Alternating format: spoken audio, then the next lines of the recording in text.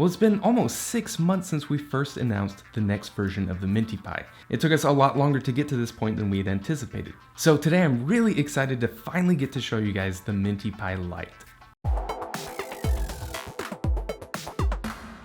So if you're new here, the mintyPi is a do-it-yourself Raspberry Pi based retro gaming handheld that you build inside of an Altoids mint tin. I've shown a few iterations of it on this channel. And like I've mentioned in previous videos, the whole point of this version that we're calling the mintyPi Lite is to make it much cheaper and more accessible for more people. So I'm going to try to keep this video pretty short.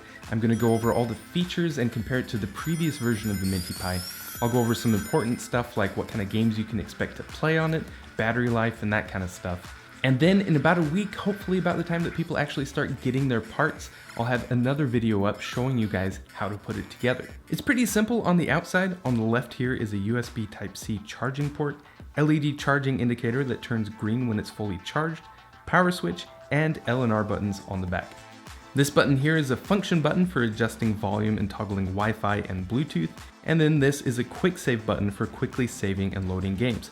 I'm actually still finishing up the software updates for that one, but here's what that feature looks like on version 3. On the inside is a Raspberry Pi Zero, just like in previous versions, which can run a huge variety of retro games using the open source RetroPie software. Systems like Game Boy, Game Boy Advance, Sega Genesis, and Super Nintendo. There are a ton of videos out there showing what it can handle, so you can search here on YouTube to get a better idea. Now, as far as differences between the Lite and the previous version, which was version 3, for one, we're using a cheaper, slightly smaller screen, same resolution of 320 by 240, but it's 2.4 inches instead of 2.6. The power button from version 3 has been removed in favor of a switch.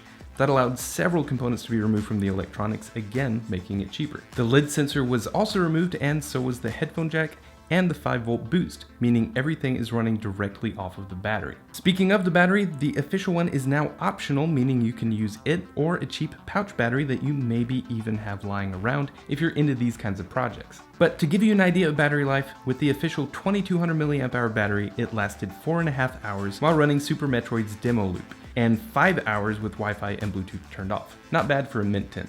So that's the mintyPi Lite. All the parts to make one are up for sale right now. You can get all the electronics components from Helder's site. And then of course he's also got his laser cut tins that are super precise and save you a lot of work, available on his site too. And then on my shop you can find all the 3D printed parts, things like a protective sleeve and a display stand, all that good stuff.